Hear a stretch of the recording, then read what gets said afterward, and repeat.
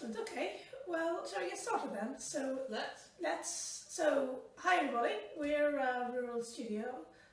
You'll know I'm Zoe, Robin, architect, and today we have a special guest friend, Kath from Muir Interiors, who's going to join us today to have a conversation about extensions from both the architect's perspective and the interior designer's perspective.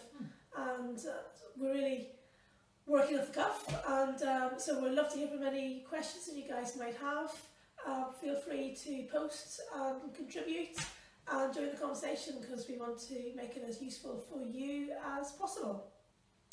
So, getting started, first of all, extensions, guys. Tell me about them. You're the experts in this area.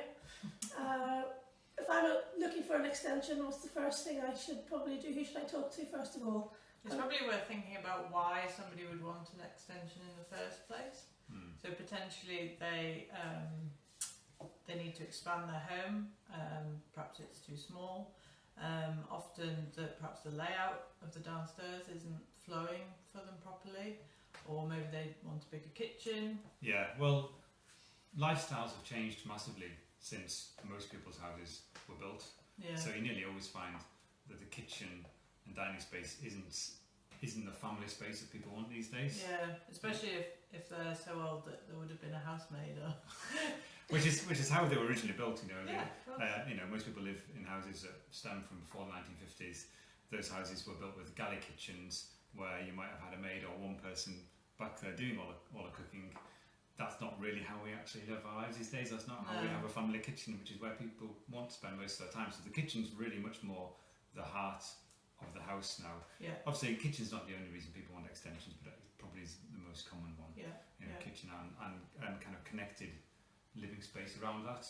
And I think as well as that, there's much more of a desire these days for people to have quite a kind of open plan living arrangement, so that the spaces flow from one space to the next. So you might have your kitchen connected to your dining space, connected to your living space as one sort of open connected area, rather than being separate rooms with doors that are always kept closed, which is how a lot of houses were built. Even relatively modern houses are often quite outdated in terms of how they actually are built. I think the second most common reason I come across is to do with how the house addresses the outdoor space. Yes. And I think it's very common for people to want exactly. that kind of connection to the outdoors with the interior space. Yeah. And I think that's helped these days by technology in some regards. So it's very easy these days to have much bigger openings, much more glass. In terms of the glass? Yeah, much more glass. Sliding, folding doors. Big kind of things that can open up. They let a lot of daylight into the house. Yeah, but they don't and sunlight. Get cold like they used to. Exactly. Yeah. So one thing we're seeing a lot of these days is a switch from double glazing through to actual triple glazing for new. And what's that special gas they put in between? They use argon gas, which does help, and they also use special films within the glass as well. So you have an interlayer which goes on the back of the outer pane of the glass, and that both reflects heat back into the house and actually stops too much solar gain, so it reflects a certain amount of daylight kind of radiation to the outside as well. You can't really tell by looking at the glass, only other than if you had two sheets side by side, you'd notice that the kind of special film glass has just a slight kind of sheen to it. Okay.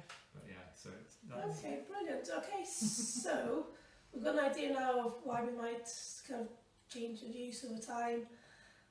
Really, I've got a house, I want to extend it, I've had this conversation. What do I do? Who do I start with first? In terms of who do I need to chat to? Yeah, well, it depends on what you want to do, really. But traditionally, and obviously, being an architect, I'd encourage people to try and contact a local architect to have a conversation. I think partly because people often have an idea of what they want, but they might not see necessarily what's possible. Yeah, exactly. And I think it's useful then to get a design professional in who could actually say, well, have you thought about this or that or the other? And what can be achieved for a certain budget as well. So there's an element of experience that I often say I'm very happy to speak to people. I think most architects are, before being appointed, just to have a conversation and actually see what people are after. And that could, even if they didn't proceed with an architect, that could colour what they eventually do, you know, with their work. It's always having that initial chat. It's always worth having a chat, I think. That's right. And I'm exactly the same. I would always start off with a chat with people and find out what they want, and then put the services in place. You know, who's going to be the builder, who's going to be the architect. To make it happen. Robert, can you slow up a wee bit just so that Catherine's followers can see us? Brilliant. And then, Catherine, from your perspective, how, if the client said, I've got these ideas, I want to change my interior, how would you lead that conversation then? Or how would you get going with someone? How would you advise? So I think definitely the first thing is to find out what are the problems and what are the problems, but also what are their aspirations. And you know, getting me involved right from the very beginning. Let's imagine it is a kitchen extension, you know, and they've had their heart set on having an island, you know, and being able to say, well, actually, for an island, we need the kitchen to be this wide or this deep. And then when we bring in the architect, Robin, then you know, then you can say, well, actually, no, we can't have it that wide, or we say, well, no, we can have it that wide. Let's make sure it is that wide. Which actually leads to another relevant point, which is knowledge of the planning system. Basically, I think there's often a lot of queries around what can be achieved with permitted development, what requires a planning application, and then what's actually involved in that process of getting planning approval, which is much more straightforward than people. It is, definitely. I mean, I haven't had massive amounts of experience, I'm sure you have, but if I can do it. Well, I think it's people get very hung up on the permitted development thing, and I think that shouldn't be seen as too much of a limit, really. Because actually, if you say, oh, we want to only go out a certain number of metres, certain number of height because we want to do it within permitted development, it's a bit of an artificial barrier in a way to actually getting what you want. Where actually it might be better off just spending the £200 planning application fee and the 8 weeks and actually get what you want out of it. It takes a little bit longer, it's a little bit of expense, but really the scheme of things is often very, very minor to get something that's, been through the planning process, had consultation with the neighbours that is definitely accepted, so you don't have that kind of question or that risk hanging over the project in the future as well. And to be honest, if you're going to sell your house in the future, it's probably beneficial to have a piece of paper that says you've had permission to do what you've done. Definitely, I know that was reassuring when we bought our property. Definitely, So, so the things that I would start thinking about with the client is things like the layout of the room, the flow of the room, how people are going to use the room, where a window is going to be placed, what's going to be, do we want the traditional window over the sink? And then as we get into further details, it would be like electrical points, lighting, where's lighting going to be, what sort of lighting, where are we going to have hidden lighting or spot lighting, or where are we going to have some, beautiful big chandeliers. And that's how, when we work together, we can ensure that information is there at the very beginning correctly, so that when it gets passed on to the builder, it's a much smoother process. Yeah, because I think, really one of the benefits of employing somebody to give advice, which is effectively what we do, and provide design service, is you get that advice, you get that design service, you get a set of drawings which you can then look at and approve and see if it is what you want. And not just drawings, sketches, images and 3D models, with daylight samples. Analysis. Absolutely, And the first step, from my perspective, is always, following the initial conversation, is always a survey of the property, which usually involves the entire property, so that you have an accurate. Well, what we do is we translate to a 3D model, so a 3D model of the whole building, so you see exactly what you have now, and that really colours what then happens, because you get the ability to sort of tweak things and go, well, actually we can add a bit on here, but if you open it up a bit more, then you could connect to this other space, and it become more of a connected whole. It usually leads to things that people wouldn't necessarily have thought about, from the outset. And I think the other nice thing about having an architect involved is that actually the quality of the finished design will be much nicer, rather than just a box with a roof. It's been thought about. It's been thought about. It's going to reflect the existing property. Potentially it could be like or very modern. Something different. Yeah, or whatever the style, the benefit is you get a set of drawings, you get to look and go, actually, if you just tweak that a little bit here or there, it'll look really nice. You know? And you couldn't, you know, if you were just trying to make it up as you went along, you couldn't really have that really. Yeah. Builders come along and hang this, so actually it's the knowledge and the experience of actually what will work in the space and the maximum effects created, isn't it? Am I right? Yeah, and I mean, I wouldn't do down, you know, builders too much. I think they often are very happy to work with an architect to get, you know, a project sort of seen through. I think it helps everybody having everything set down on paper early on, so that the builders know exactly what they're building and what they're pricing on. That's a massive thing, isn't it? Exactly, and that keeps things much more under control as well, because they can then take a set of architectural drawings, you know, interior design drawings, and go, okay, we're doing this and this and these jobs. It costs this much. Yeah. You know, so you have a certain degree of precision around what the actual costs will definitely. be. I hear so many people saying, oh, you know, different people have quoted different amounts, and how do I know what they're quoting for? And having those drawings as a baseline, for what they are doing. Is invaluable, really, to start as a place to start from.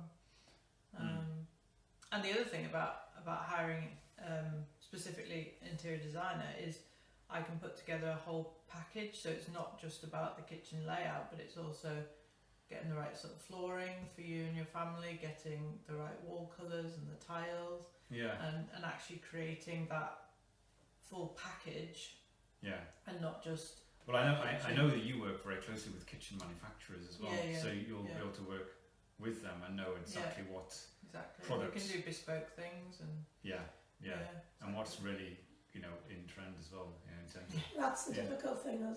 As a lay person, you can spend hours on Pinterest, but you never quite know what's actually going to work for your space. So someone like you, with that knowledge, is actually brilliant, because you keep up to date with all the trends and you're very much in touch with what's in vogue and where trends are going. Yeah, I mean, Pinterest is great and trends are great and really interesting, but equally you have to love what you're doing. There's no point doing something trendy if you're not for the very sake of keen on it. it. Concrete worktops everywhere. So, is there anything else? Any questions anybody out there wants to ask? I think we've got one person watching. We have. Hi.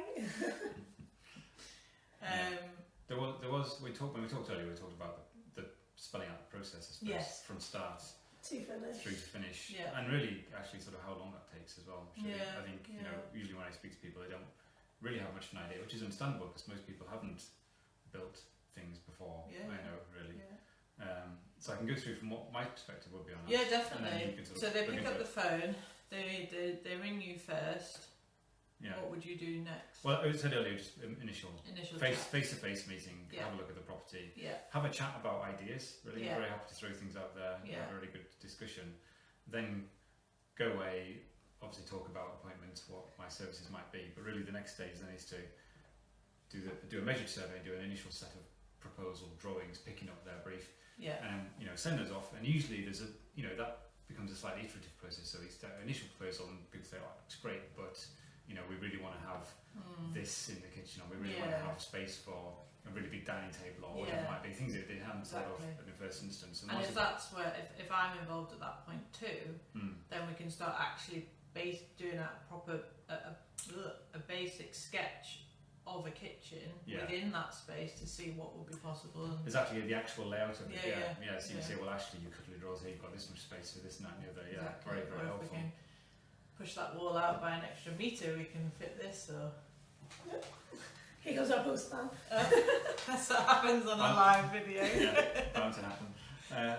Yes, so I'm losing the thread now. Where was it? Yes, and then I usually find that takes 3 or 4 iterations, versions, you know, back and forth, discussing ideas to get to the point where we're all happy with exactly what's proposed.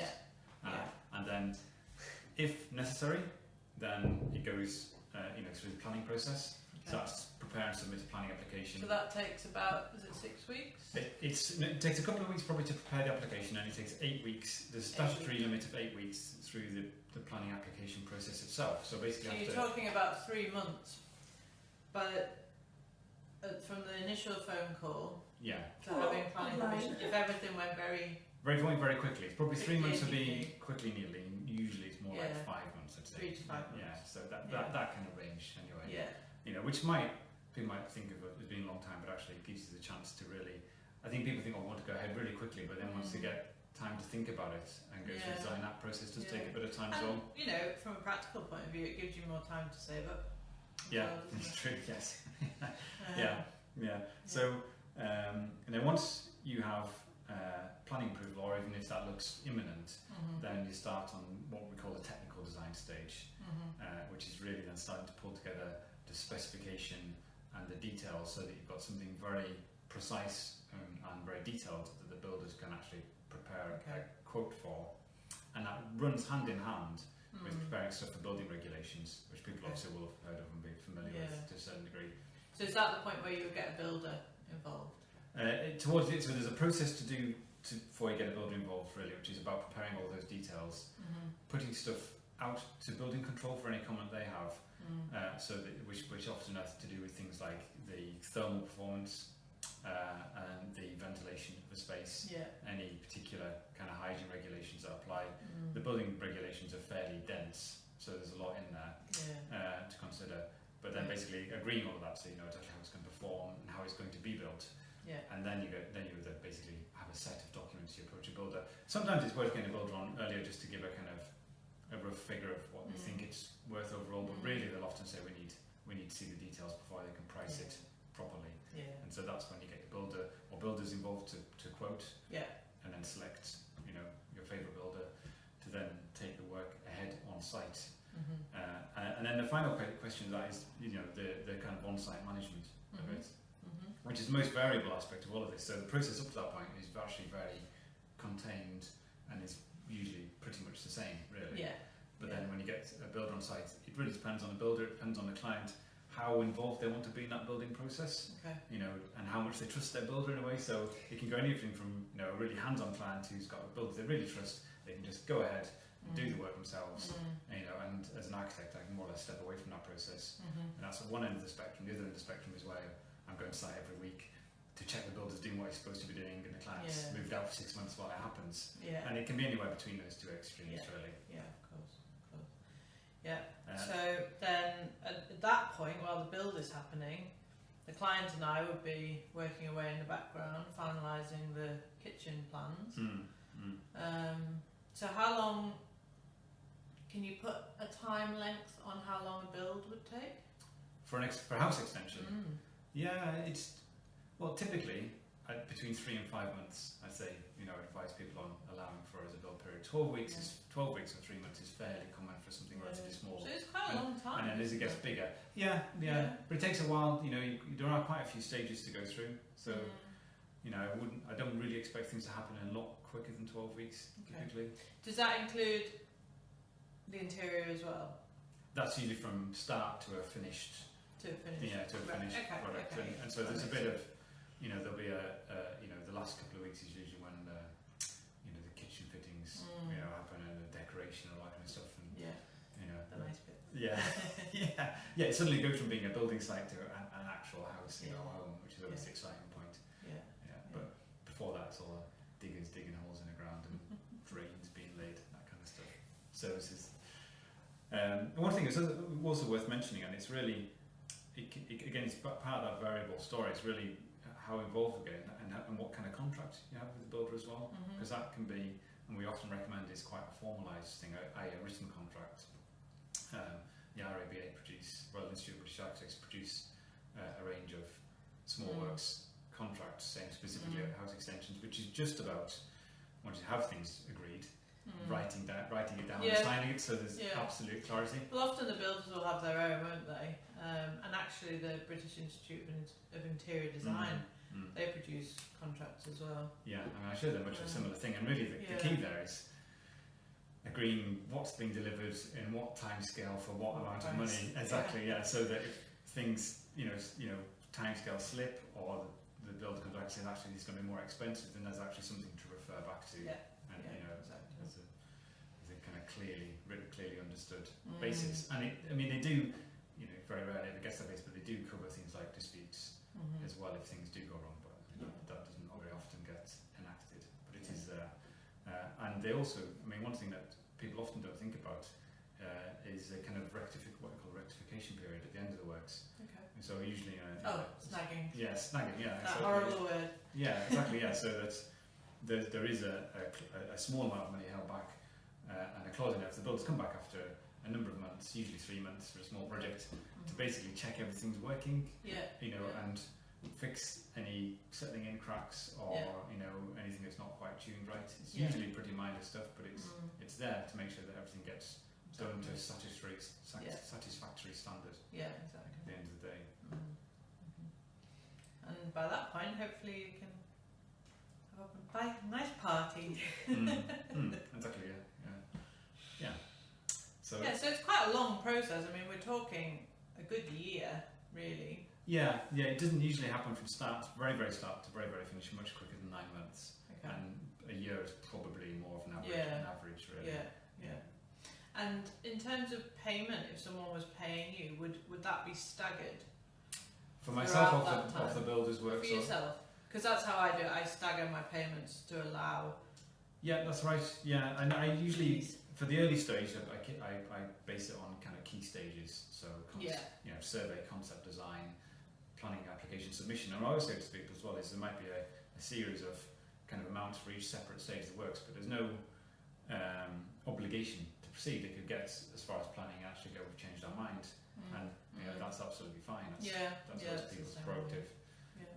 And then likewise, once again, it's technical design. There's an element of work there, and then if there's involvement from me during the works, that's usually on a regular interval, say a monthly basis. Yeah. And I come a few times during that month and actually inspect the works, produce any certificates, sort of sign things off really. Yeah.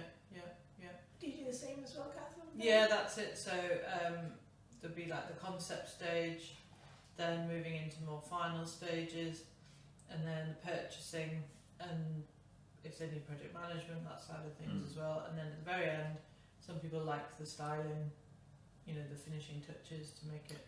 Oh right, so you do like kind of final dressing sort of stuff. Yeah. Right. Yeah. Okay, that's interesting. I mean that tends to be more for show homes and that sort of thing, but some people like it in their homes as well. Yeah. Yeah. So you get like a complete vision, I suppose, from start to exactly. finish of exactly what it goes If someone wants that magazine look. Yeah, get photographers in the next day quickly before it gets wrecked. For the kids. Kids come in and mess it up. Yeah. So then, would you actually go out and purchase those items then as well? If these I mean, it depends on the client, obviously.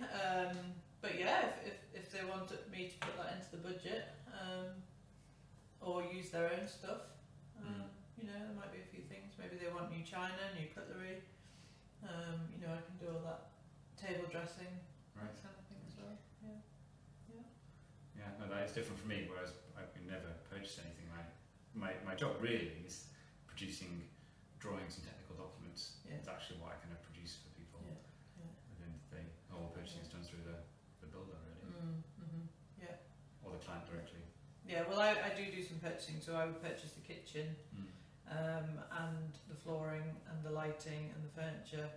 All of those interior details would be purchased through me. Yeah. Which I suppose means you'll have pretty good trade accounts and trade links as well. Yeah, means exactly. So we you'll can actually get discounts and things. Well, that's it. You won't be paying high street prices. You'll be paying trade Oh. prices. Yeah. So it actually will potentially be in the client's interest. Yeah, Anyway. definitely. Yeah, I think people forget that is part of my service, that we can look at prices and things and tweak it to within their budget.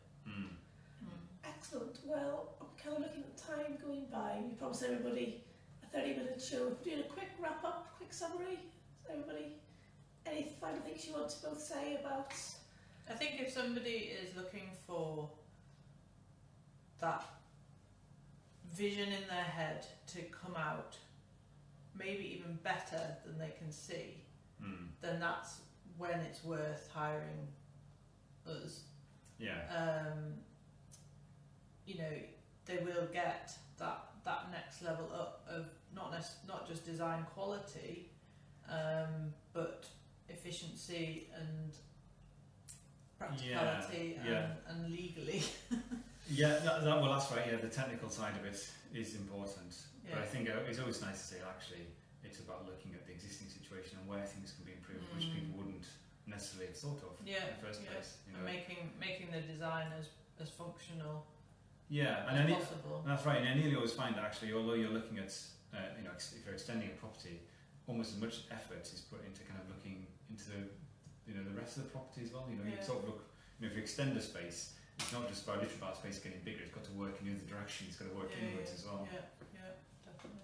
Brilliant. Okay. Well, thank you both. Thank you for joining us. Thank you. Thanks for setting this up, Zoe, and thank you for coming and giving us insights into interiors, and thank you, Robert, for your overview of demystified extensions. Yeah, I hope I actually demystified something. If you're genuinely confused, then just send an email or send a message, and we'll try to answer the question. And if anyone's got any questions, after the discussion, do let us know. We're going to do some other videos, aren't we? So yeah. I think we're planning a monthly. So we're going to talk about loft conversions and new builds. Building your own property, and just sort of generally debunking myths and helping answer any questions. Definitely. Do get in touch. Yeah, actually definitely want barn conversions as well. Actually. Barn conversions, yeah.